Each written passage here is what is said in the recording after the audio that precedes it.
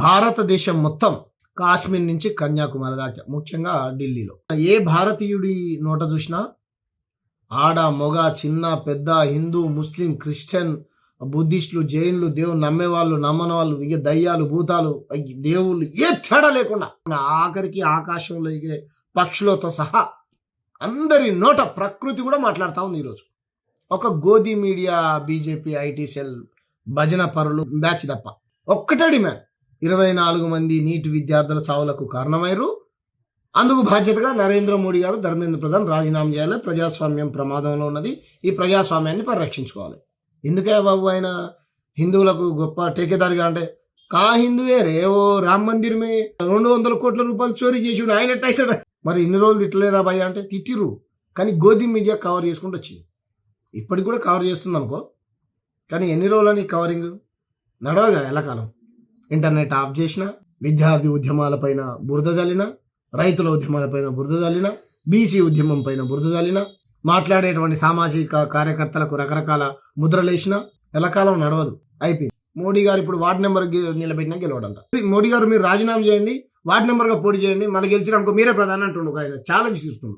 అగో ఈ స్థాయికి దిగజారిపోయింది మోడీ గారి పతారం. ఎందుకనంటే మోడీ గారు ఒక హిట్లర్ని మించిపోయాడు.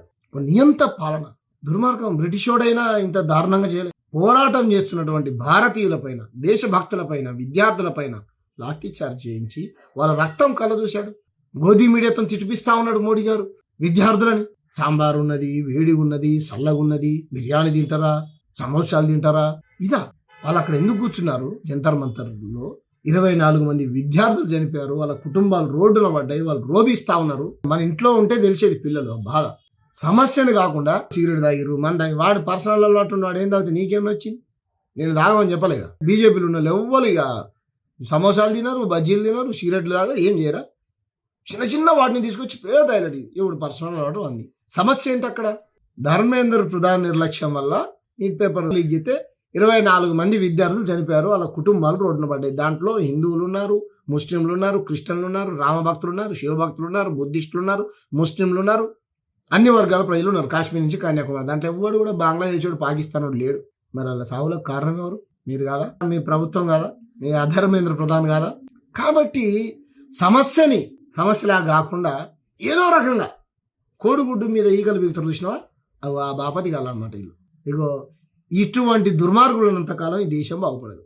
అయిపోయింది. వీళ్ళు ఇన్ని రోజులు చెప్పారు ఇక పాకిస్తాను, ఆఫ్ఘనిస్తాను, చైనా, అర్బన్ నక్సలైట్ ఈ పదాల మీద తుపాకీ పెట్టి దేశంలో నరేంద్ర మోడీ గారిని క్వశ్చన్ చేస్తున్నటువంటి వ్యక్తుల్ని కాల్చాలని చూస్తారు వీళ్ళు. దేశ ద్రోహులు, రకరకాల పేర్లు ఉంటాయి కదా, ఈ పేర్లను పెడతారు.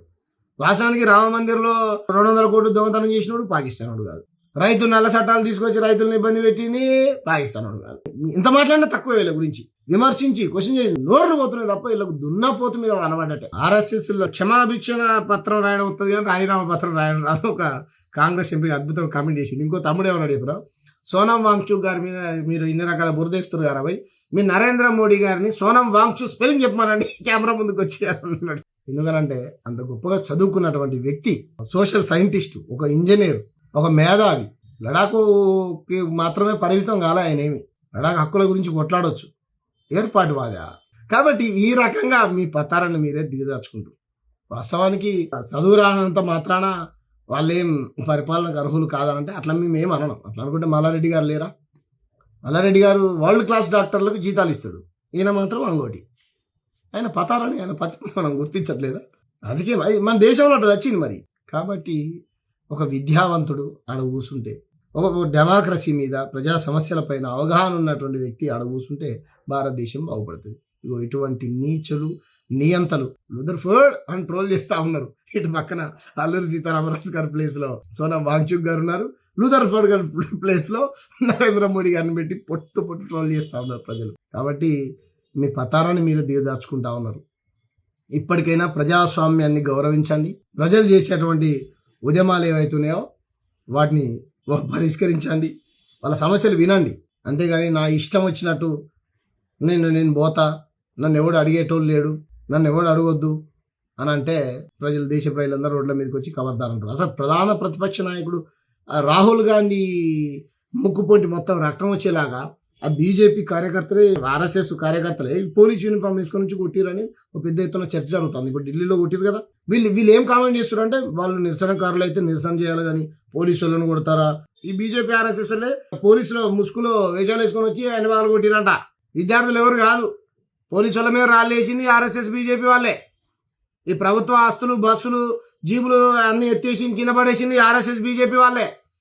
ఏ విద్యార్థులు అలా చేయాలనుకుంటే విద్యార్థులు 20 రోజులు చేస్తారు. ఎప్పుడన్నా చేసిరా? మహాత్మా గాంధీ, బాబాసాహెబ్ అంబేద్కర్, భగత్ సింగ్ ఫోటోలు పట్టుకున్నారు, వాళ్ళు జాతీయ జెండాలు పట్టుకున్నారు. రోజు వందే మాత్రం పాడిన తర్వాతనే వాళ్ళు లేచి వాళ్ళు ఉద్యమాన్ని మొదలు పెడతారు. వాళ్ళు దేశద్రోహులు. ఈ ఆర్ఎస్ఎస్ బీజేపీ గూండాలు దేశభక్తులు అంట. ఏమంటుంది చెప్పండి? మనం గోధి మీడియా అట్లా ప్రచారం చేస్తుంది. కాబట్టి దేశభక్తులారా, దేశ ప్రజలారా, మీరు మేల్కోండి. ప్రజాస్వామ్యాన్ని పరిరక్షించుకుందాం. బీజేపీ హటావ్, देश बचाओ, बीजेपी हटाओ, संविधान बचाओ, बीजेपी हटाओ, देश जनता को, राम को, कृष्ण को, हिंदू को, मुस्लिम को, क्रिश्चियन को, सबको बचाओ. నరేంద్ర మోడీకి హటావ్. కాంగ్రెస్ పార్టీ నాయకులారా, మీకు కొంచెమైనా ఉండాలి. మీ నాయకుడిని ముక్కులు మూతులు వచ్చేలాగా వాళ్ళు కొడితే మీరు రోడ్లు ఎక్కలేదు, ధర్నాలు చేయలేదు, సమ్మెలు చేయలేదు. మీరు తెలంగాణ, కర్ణాటక, కేరళ మీ ముగ్గురు ముఖ్యమంత్రులు రోడ్లు ఎక్కితే దేశం అంతా రోడ్లు ఎక్కుతుంది. కాంగ్రెస్ పార్టీ మీ 100 మంది ఎంపీలు ఉన్నారు. ఏది మీ పోరాటం ఏది? ఈ అప్రజాస్వామ్య పాలకుడు దిగిపోవాలి, రాజీనామా చేయాలి. ప్రజాస్వామ్యాన్ని గౌరవించేటువంటి వ్యక్తులే ప్రజాస్వామ్యంలో పరిపాలనకు అర్హులు, వీళ్ళు కాదు.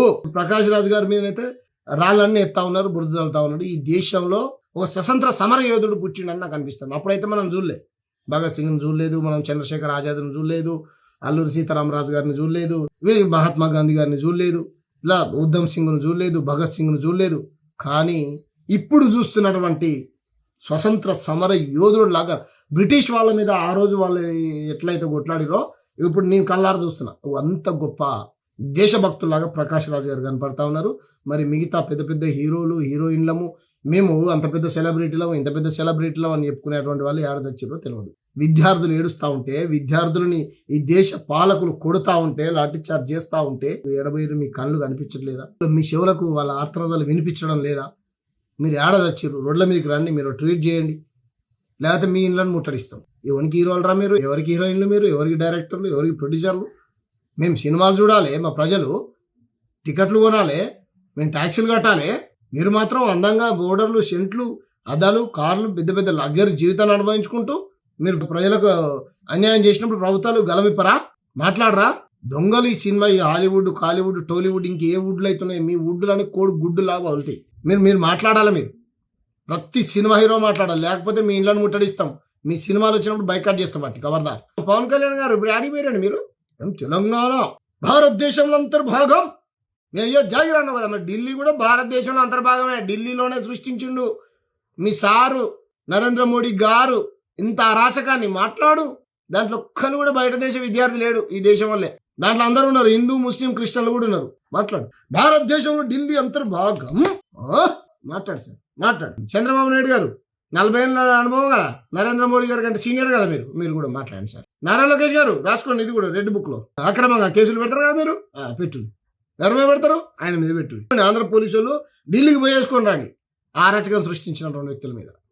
కాబట్టి ప్రతి ఒక్కరు మాట్లాడాలి. ఎవరైతే ఈ దాడిని ఖండించరో వాళ్ళు దేశద్రోహులుగా చరిత్ర మిగిలిపోతారు.